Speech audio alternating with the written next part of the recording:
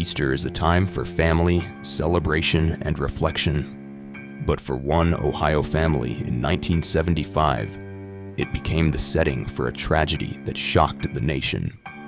Today, we dive into the haunting story of James Urban Ruppert, a man whose envy, isolation, and inner demons turned a joyous holiday into an unforgettable nightmare. Join me as we unravel the events that led to one of the most chilling crimes in American history, the Easter Sunday Massacre.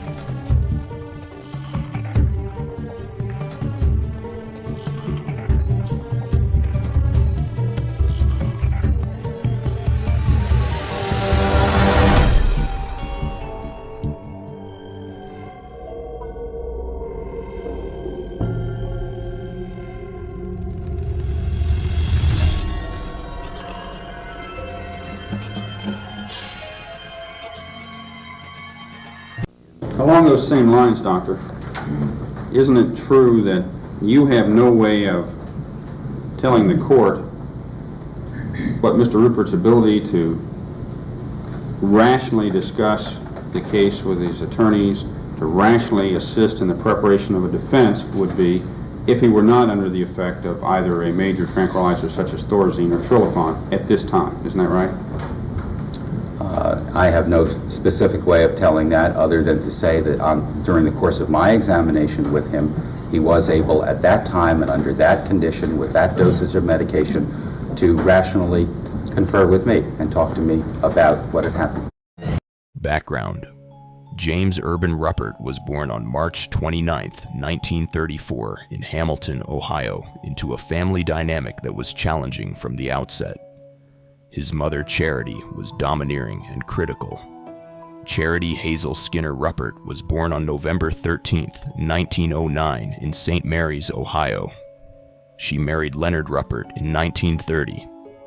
Charity is said to have frequently berated James and compared him unfavorably to his older brother, Leonard. This fostered feelings of inadequacy and resentment in James from a young age. James Urban Ruppert's father, Leonard Ruppert, was known for his stern and violent temperament. Not much is documented Leonard Sr. What is known is that he was born in 1909 and lived in Ohio before marrying Charity. Leonard reportedly showed little affection toward his two sons, James and Leonard Jr. Ruppert passed away in 1946 from tuberculosis when James was just 12 years old. This loss further strained the family dynamics, as Leonard Jr. took on the role of the head of the family and often taunted James, exacerbating the tensions that shaped James's troubled upbringing. James's troubled childhood, coupled with the weight of unmet expectations and family tensions, created a perfect storm of emotional isolation and psychological strain. These experiences not only shaped his personality, but also contributed significantly to the tragic trajectory his life would eventually take. At the age of 16, James was so unhappy with his home life that he ran away and attempted to take his own life, though he was unsuccessful and returned home. James Urban Ruppert's 20s were marked by a series of struggles and setbacks. He dropped out of college after 2 years, opting to train as a draftsman. However, maintaining steady employment proved challenging for him, and his career did not progress as he might have hoped. By the time he was in his late 20s, James found himself unmarried, unemployed, and still living at home with his mother, Charity, in Hamilton, Ohio. This was a period of growing tension and resentment within his family, particularly toward his older brother, Leonard Jr., who led a more successful and stable life. Leonard's achievements, including a career, marriage, and children, stood in stark contrast to James's circumstances, deepening James's feelings of frustration and inadequacy. Financial difficulties continued to plague James during the 60s and the 70s. He had lost money in the stock market crash of 1973 to 1974 and borrowed from Leonard and his sister-in-law, Alma, which added to the tension. Alma Allgaier Ruppert was born on June 21, 1936, in Cincinnati, Ohio. She was married to Leonard Rudolph Ruppert Jr., James Urban Ruppert's older brother. Together, Alma and Leonard had 8 children, and they lived in Hamilton, Ohio. Alma was known as a devoted wife and mother, raising her large family with care and dedication. Charity, frustrated with James's inability to hold a steady job and his drinking habits, threatened to evict him from her home. Dark path. By 1975, he was 41 years old, unemployed, and spent much of his time at local bars, including the 19th Hole Cocktail Lounge, where he was a regular. He reportedly confided in acquaintances about his frustrations with his family, particularly his mother and brother, and expressed feelings of resentment and paranoia. He believed his family members were conspiring against him, and his envy consumed him. Financial pressures and his inability to find stability further deepened his depression. Leading up to the massacre, James reportedly purchased firearms. On March 29th, witnesses later reported seeing him shooting at cans with a .357 Magnum along the banks of the Great Miami River in Hamilton. He went out later that night, and at the 19th Hole Cocktail Lounge, he talked with employee Wanda Bishop. She later recalled that James seemed deeply depressed and talked about his mother's demands on him and her threatened eviction. He said that he needed to solve the problem. He left the bar at 11 p.m. that night and later returned. When asked if he had solved his problem, he replied, "No, not yet." He stayed until the bar closed at 2:30 a.m. The murders. By 8:15, on Easter morning, the day began happily enough. Shortly after arriving, the members of Leonard Ruppert's family gathered together on the front lawn where they had an Easter egg hunt. Then, they all went into the house for the yearly family reunion and dinner. Everyone mingled in the living room and kitchen. Everyone, that is, except Uncle James, who was on the second floor of the house making his final preparations. James slept late on Easter Sunday and didn't get up until about 4 p.m. He found the children playing on the lawn and took a moment to chat with Leonard about the stock market. He then climbed the stairs, supposedly to grab some guns for target practice. Charity Ruppert was fixing sandwiches at the kitchen range, while Leonard and his wife Alma sat together at the kitchen table. Their youngest child was in the bathroom. One of their daughters stood waiting her turn by the bathroom door, as the other 6 children played in the living room. Moments later, James Ruppert, gun enthusiast and crack marksman, walked calmly down the stairs carrying 3 revolvers, a .357 Magnum and twin .22 caliber handguns, and an 18-shot rifle which he immediately propped against the refrigerator door. With his back to the kitchen sink, Ruppert fired first at his brother Leonard, who fell backward onto the floor. He then shot his sister-in-law Alma and his mother, who lunged toward him in a last futile effort to save her family and her life. Before anyone had a chance to think, let alone escape, Ruppert had fired 31 shots, stopping only to reload. The first round was disabling. The second and third rounds finished off his victims. 10 of them were shot in the head at close range. 1 was shot in the chest. Nobody screamed. Nobody ran. All of them were dead when Ruppert called the police some 3 hours later. James spent about 3 hours on the sofa after the killings. He later told psychiatrists that he thought about suicide but decided against it, fearing it would be a mortal sin. He changed clothes and then called the police at about 9:40 p.m., calmly stating that someone had been shot. Officer Robert Minor arrived to find James standing in the doorway. Behind him were victims scattered across 2 rooms. The carnage was so intense that blood dripped into the basement. None of the victims had been tied or restrained in any way, yet the only sign of a struggle was an overturned wastepaper basket. The police had a suspect, but no motive. James Ruppert was taken into custody and charged with 11 counts of aggravated murder. He refused to talk to the police about the killings and pleaded not guilty by reason of insanity. The investigation and public reaction of authorities wasted no time in charging James with 11 counts of aggravated murder. His bond was set at $200,000. He quickly asked for a psychiatric evaluation before his preliminary hearing. By April 3rd, the grand jury was already hearing evidence from the coroner, Hamilton police detectives, and state forensic agents. Their swift work led to a trial date which would ultimately capture the public's attention. Autopsies had to be done at 4 different funeral homes and at the Butler County morgue because no single facility could handle all the bodies at once. On April 4th, Leonard, Alma, and their 8 children were honored in a funeral at Sacred Heart of Jesus Church, where about 250 mourners attended a visitation.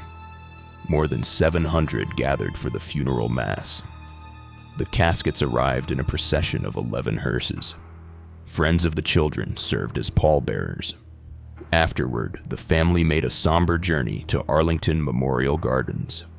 The Easter Sunday Massacre in 1975, where James Urban Ruppert killed 11 family members, left the community of Hamilton, Ohio, and the nation in shock.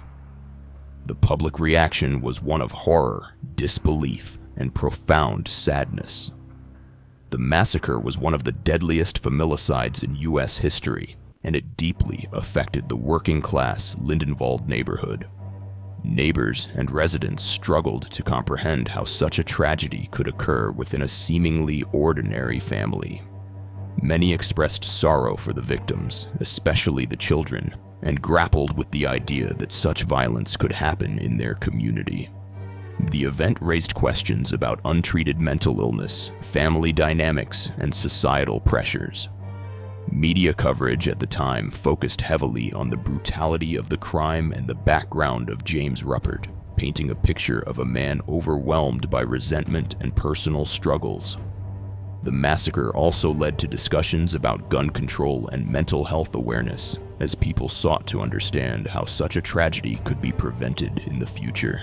The community came together to mourn the loss of the Ruppert family, with memorials and tributes held in their honor. Legal battle. James went on trial on June 16, 1975, choosing to be judged by a 3-judge panel instead of a jury. The judges began by touring the crime scene and then listened to opening statements. Prosecutor John F. Holcomb laid out the state's theory that James planned these killings to collect an inheritance and an insurance policy from Leonard's General Electric benefits. Holcomb described James as a methodical killer who wanted to erase his financial struggles. They revealed that James had fired 44 shots with deadly accuracy and had tried to buy a silencer months before. They believed he waited 3 hours to ensure everyone was dead before calling for help. James owed his mother $3,500, owed Leonard $1,000, and had other big debts. He only had about $1,500 in savings and a little over $1,000 in stock. Defense attorneys Hugh Holbrook and Joseph Bressler argued that James was too psychologically disturbed to understand his actions. They said decades of emotional abuse, feelings of rejection, and crippling paranoia had pushed him over the edge. Witnesses described how his mother openly wished he had been born a girl. Several mental health experts described James as paranoid, depressed, and detached from reality. They spoke of his calm demeanor after the murders as a sign of severe mental illness. They also framed his fascination with guns and his daily bar visits as ways to cope with rising stress. The prosecution countered that his calculated behavior, precision shooting, and preparation revealed that he acted with full awareness. Psychiatrists like Dr. Lester Grinspoon and Dr. Howard Sokoloff testified that James suffered from a paranoid psychotic state. They claimed he believed his brother sabotaged his car and job prospects. They described a man convinced that both his family and the FBI were plotting against him. Dr. Donald W. Ormiston, a psychologist from Miami University, examined James the day after the murders and concluded that he was psychotic. Yet James remained polite, tidy, and intelligent during interviews. This clash between his composure and the brutality of his crime posed a grim mystery for the court. The defense explained that James was born into poverty, living in a makeshift chicken coop home without plumbing. Sentencing and appeals. On July 4th, 1975, the three-judge panel found James guilty on all 11 counts of aggravated murder by a 2-to-1 vote. They sentenced him to 11 consecutive life terms. He would need to serve at least 176 years. Prosecutor Holcomb believed James deserved the death penalty. The defense quickly announced their intent to appeal, arguing that James had waived a jury trial under the mistaken belief that a unanimous decision was required for conviction. In truth, unanimity was only mandatory for the death penalty. A mistrial was declared because it was determined the three judges didn't know if their verdict needed to be unanimous or not. Officials decided to move the retrial to Findlay, Ohio, 125 miles north, believing James could not receive a fair trial in Hamilton.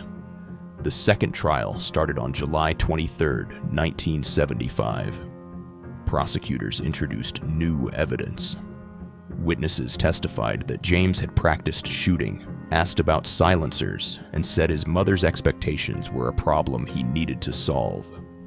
The judges found him guilty and sentenced him to 11 consecutive life terms. In 1982, an appeal led to a third trial.